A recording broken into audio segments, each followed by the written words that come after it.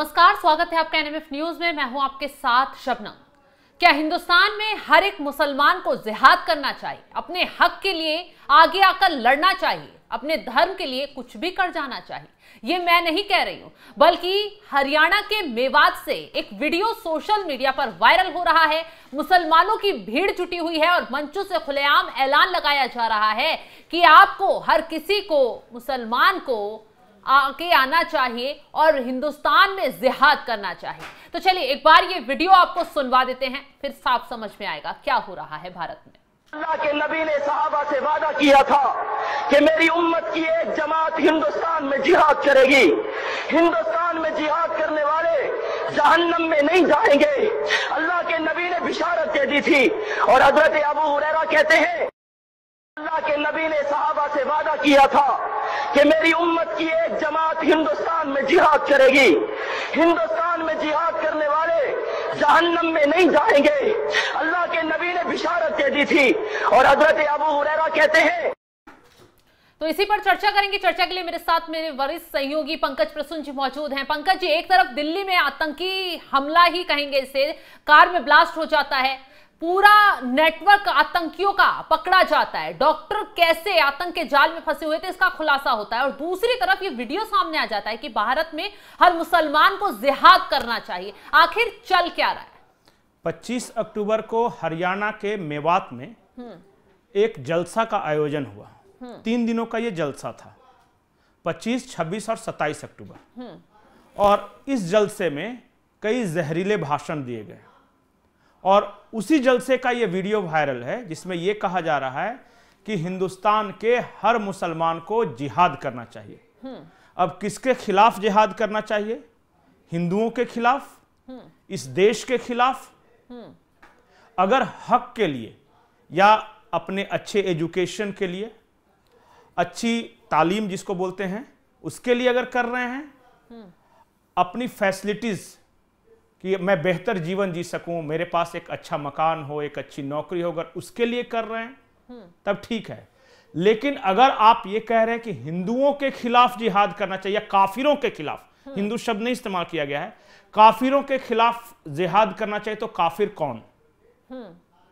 दूसरी बात कि खुलेआम मंच से इस तरह के भाषण दिए जा रहे हैं, भीड़ भी हजारों लाखों की तादाद में नजर आ रही है। अब आप सोचिए कि जो भीड़ सुन रही होगी वो अपने अपने तरीके से इसको लेंगे। बिल्कुल।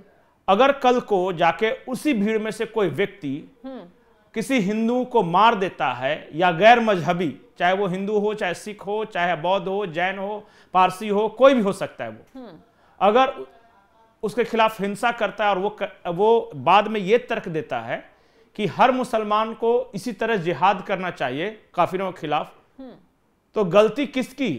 ये तकरीर करने वालों की या उस व्यक्ति की जो उकसाएगा, आपका माइंड वॉश करेगा? वही यही तो मैं बता रहा हूं कि हम आतंकी पकड़ते हैं, हम आतंकी बनाने वाली फैक्ट्रियों पर कुछ नहीं करते। मैं बार बार ये बोल रहा हूं कि ये जंग है अल्लाह के इस्लाम और मुल्ला के इस्लाम में। कल ही मैं एक कश्मीर के पत्रकार से बात कर रहा था, उन्होंने कहा कि कुरान शरीफ छोड़िए, असली जहर तो हदीसों में है, उनका यह स्टेटमेंट था। और हदीस लिखा किसने लिया? और बहुत बाद में कई तरह के हदीस आ गए और अपने अपने तरीके से लिखा और फिर उसको अपना डिस्क्राइब किया, और बहुत सारे लोग उसको एज इट इज लेते हैं। और वहां से बताइए, ये किसी मौलाना ने कुछ लिख दिया और उसने अपने मन की बात उसमें लिख दी, मान लिया कि उसका नहीं पटता होगा किसी से, तो वो ये भी कह सकता है अगर वो देवबंदी होगा तो बरेलवियों को मारो, हनफी को मारो, अहमदिया को मारो, ये भी तो कह सकता है ना, और कहते भी हैं बहुत सारे लोग। तो काफिर कौन? पाकिस्तान के लिए अफगानिस्तानी काफिर, ये जो लश्कर तैयबा, जैश मोहम्मद है, इनके लिए टीटीपी काफिर, आईएसआईएस के लिए तालिबान काफिर और तालिबान के लिए आईएसआईएस काफिर। काफिर कौन? किस हद तक काफिर? अब बताइए कौन कौन काफिर हो सकता है? इसकी एक पूरी लिस्ट है, सूची है। मुसलमानों के अंदर भी जो फिरके हैं दूसरे को काफिर कहते हैं। फितना, ये सब किसने लिखा, किसने बताया? और खुलेआम अगर भारत के अंदर अगर इस तरह मंचों से यह ललकार है कि हर मुसलमान को काफिरों के खिलाफ जिहाद करना है, तो सोचिए क्या स्थिति हो जाएगी। बिल्कुल, यह देश कैसे चलेगा। और इस जहरीली सोच के खिलाफ हमारी जंग है, लड़ाई है। भारत का आम इंसान जो आम शहरी है इस जहर के खिलाफ लड़ रहा है, चाहे वो हिंदू हो या कोई मुसलमान हो, कोई भी हो। बिल्कुल, ये 10% इस तरह जहरीले माइंडसेट के लोग पूरे देश को बर्बाद कर देंगे। पंकज जी, एक और वीडियो वायरल हो रहा है और वो वीडियो किसी और का नहीं है, सलमान खुर्शीद का है, जो एक सभा में खड़े हैं, कुछ लोग उनके आसपास खड़े हैं और एक बच्चा आजादी आजादी के नारे लगा रहा है। सलमान खुर्शीद उसका हौसला बढ़ा रहे हैं और खुद भी इन नारों को दोहरा रहे हैं। एक बार वो वीडियो भी दर्शकों को सुनवा देते हैं। हालांकि ये पुराना वीडियो है, लेकिन अब सोशल मीडिया पर वायरल किया जा रहा है। आज के हालातों से जोड़कर इसे देखा जा रहा है। किस चीज से सलमान खुर्शीद आजादी चाहते हैं और इतने छोटे बच्चे के जहन में, दिमाग में क्या चीजें भरी जा रही हैं शुरुआत से ही, वो आप खुद ही देख लीजिए।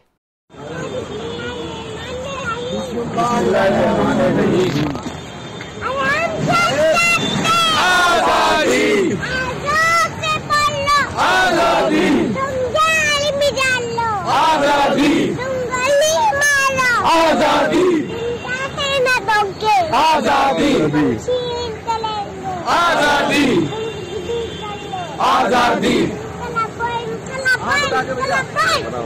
जिंदाबाद जिंदाबाद जिंदाबाद जिंदाबाद जिंदाबाद जिंदाबाद जिंदाबाद जिंदाबाद।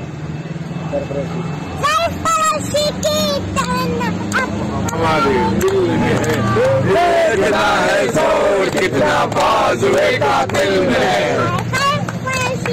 तमन्ना हमारे दिल में है, देखना है जोर कितना बाजुए का दिल में है।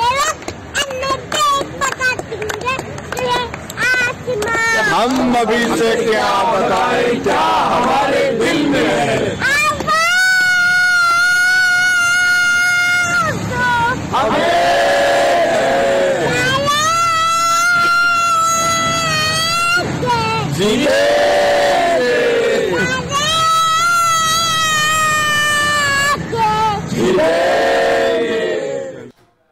पंकज जी, तो 10 सालों तक विदेश मंत्री भी रहे हैं ना, तो ये इस किस देश के चीज से कानून आजादी मांग रहे हैं? इस देश के विदेश मंत्री नहीं, इस देश के कानून मंत्री रहे हैं। इनको कानून बनाने की भी जिम्मेदारी थी।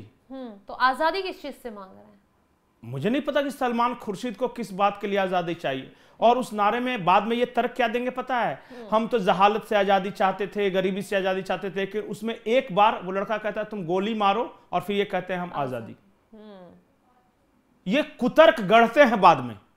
असली जो है ना, वो जहनी तौर पे ये लोग बीमार हैं। अल्लाह के नाम पे इन लोगों ने दुकानें खोल के रखी हैं। किसने देखा है कि अल्लाह ने क्या कहा है? और अपने अपने तरीके से इन लोगों ने एक, मैं क्या बोलूं, कि अपना अपना कुआं खोदा है और अपने अपने कुएं के पानी निकाल के पी रहे हैं। सलमान खुर्शीद जैसा व्यक्ति, इनकी पत्नी ने कहा था कि वोट जिहाद करना है। बताइए कितना जहर है इस परिवार में, और ये इस पोस्ट पे हैं।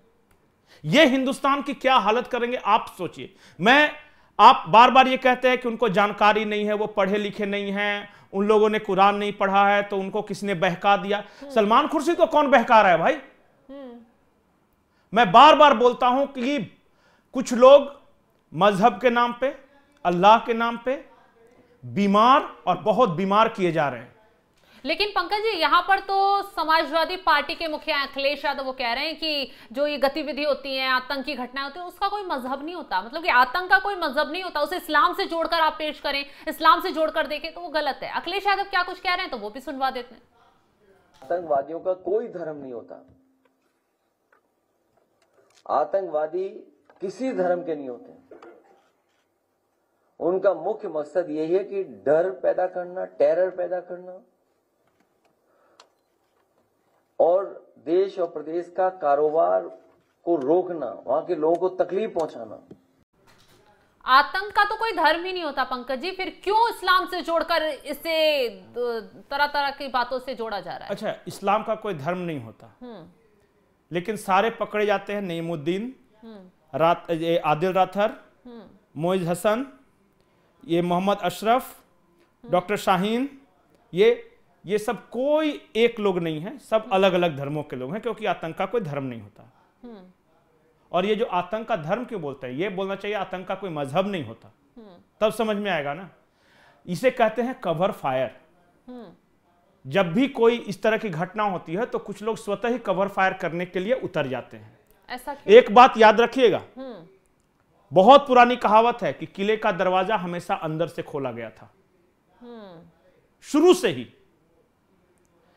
इस देश में जब भी गुलामी आई है तो चंद अंग्रेजों की वजह से नहीं आई, चंद लोगों ने, उन हजारों भारतीयों की वजह से आई जिन्होंने अंग्रेजों की मदद की थी यहां के लोगों को गुलाम बनाने में। आप याद रखिए कि ये वोट बैंक पॉलिटिक्स के लिए आदमी ये स्टेटमेंट दे रहा है।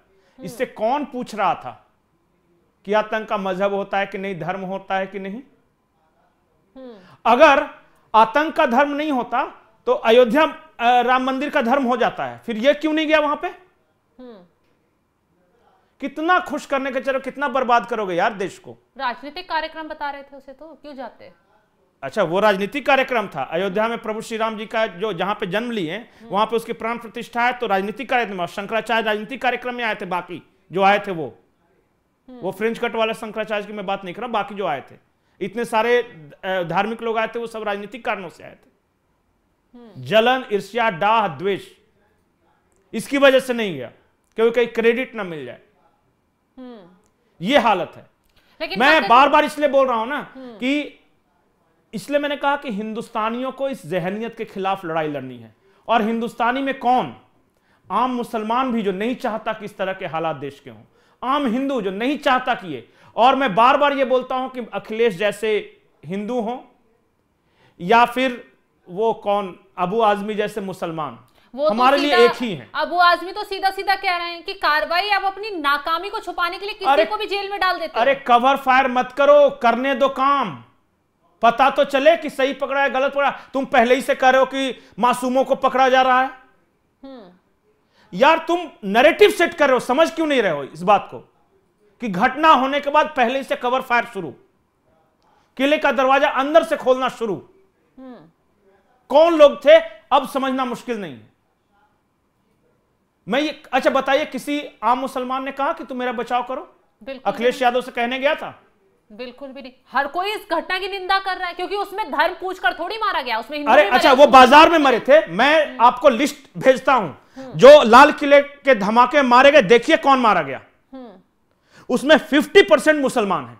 बिल्कुल, जो परिवार मारे गए। तो धर्म पूछ के थोड़ी हमला हुआ है, धमाका हुआ है। यही तो मैं कह रहा हूं ना कि टेरर जो है ना वो दहशतगर्द होते हैं। उनका काम है दहशत पैदा करके अपना काम निकालना। और इस बात को जब तक लोग समझेंगे, अच्छा ये दहशतगर्द किस तरह से होते हैं? एक तो जो बम धमाका कर दिया वो दहशत फैलाया। दूसरे दहशतगर्द वो भी होते हैं जो डराते हैं मुसलमानों को, फलाना आ जाएगा, बाघ आ जाएगा, तुम्हारा रहना मुश्किल हो जाएगा, तुमको कंसंट्रेशन कैंप में डाल दिया जाएगा। ये भी तो दहशत ही फैलाना हुआ ना। तो क्यों नहीं लोगों को भी दहशतगर्द कहें? कल को अगर कोई आम मुसलमानों को यह कहकर शाहीन बाग में ला रहा है कि तुम्हें कंसंट्रेशन कैंप पे रखा जाएगा, तो वो भी तो दहशत फैला रहा है। कोई अगर यह कह रहा है कि तुम्हारे कब्रिस्तान, तुम्हारी मस्जिदें छीन लेंगे, तो यह भी तो दहशत फैलाना ही हुआ ना। बिल्कुल, तो वो दहशतगर्द नहीं है। दहशतगर्द की परिभाषा तो यही है ना कि जो लोगों को डराए। इस देश के आम मुसलमानों को डरा कर रखा गया है, और वो डराने का काम कौन करता है? वो डराते हैं कि तुम्हारे साथ ये हो जाएगा, वो हो जाएगा, हवा आ जाएगा तो ये हो जाएगा। कुछ नहीं होगा।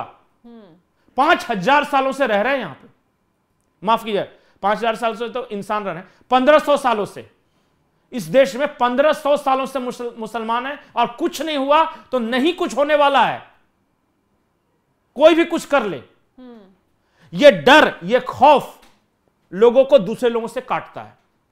कल को शबनम आप जा रहे हैं और रोज आपके कान में कहूं कि यहां जो है ना वो हिंदू काम कर रहे हैं, तुम थोड़ा बच के रहना, बच के रहना। एक बार आपके मन में जरूर कुछ ना कुछ आएगा कि कहीं ऐसा तो नहीं है, गड़बड़ है। हाँ कुछ तो गड़बड़ है। अगर कोई नहीं कहने वाला हो और रोज आ रहे हैं, खा रहे, पी रहे, खेल रहे, काम कर रहे हैं ना, तो आपको पता भी नहीं चलेगा। बिल्कुल। तो डराने वाला वो ज्यादा दोषी है, असली दहशतगर्द वो है। मुझे लगता है अबू आजमी का वो बयान सुना लेना चाहिए। बिल्कुल, चलिए जाते जाते दर्शकों को वो बयान भी सुनवा देते हैं कि अबू आजमी क्या कुछ कह रहे हैं, कैसे इस कार्रवाई में जो आरोपी हैं, जिन्हें आतंकी कहा जा रहा है, उनको ही निर्दोष बताने बैठ गए हैं। चलिए जाते जाते आपको वो बयान भी सुनवा देते हैं। दिल्ली के अंदर बिल्कुल, और उसके पास ये रेड फोर्ट, लाल किले के पास ब्लास्ट होना, मैं समझता हूँ खर्चा, इतना बड़ा वो जो है निजाम हमारे मुल्क का है, उसके बाद भी ऐसी जगह पर ब्लास्ट हो जाए तो अफसोस की बात है। मुझे बहुत अफसोस है, उन परिवार के साथ हमारी पूरी सहानुभूति है। परंतु जिन लोगों ने ब्लास्ट किया, इंक्वायरी करके उन्हें फांसी के फंदे पर 6 महीने में चढ़ा देना चाहिए, परंतु झूठ नहीं पकड़ना चाहिए। जिस तरह से मुंबई के ट्रेन के ब्लास्ट में 187 लोग मारे गए, परंतु आज तक किसी को सजा नहीं हुई। इसमें जो पकड़े गए थे, झूठ मूठ पकड़ के आपने डाल दिया अंदर, 19 साल तक जेल में रहे वो लोग, फांसी के कोठरी में डाल दिया उनको, और हाई कोर्ट ने कहा कि इनका कोई लेना देना नहीं, इनको जबरदस्ती पकड़कर इनको जो है इतने साल जेल में रखा गया। ऐसा देश में नहीं होना चाहिए, और किसी निर्दोष के साथ ऐसा ना करो। अगर अपनी नाकामी को छुपाने के लिए किसी को पकड़ के जेल में डाल देना, मैं समझता हूँ ये बहुत बड़ा जो है बड़ी नाइंसाफी है, और जो है ये इनकी नाकामयाबी है, असफलता है डिपार्टमेंट की जो इस तरह करते हैं। और बहुत सही तरीके से इसकी इंक्वायरी होना चाहिए और उसको सजा मिलना चाहिए।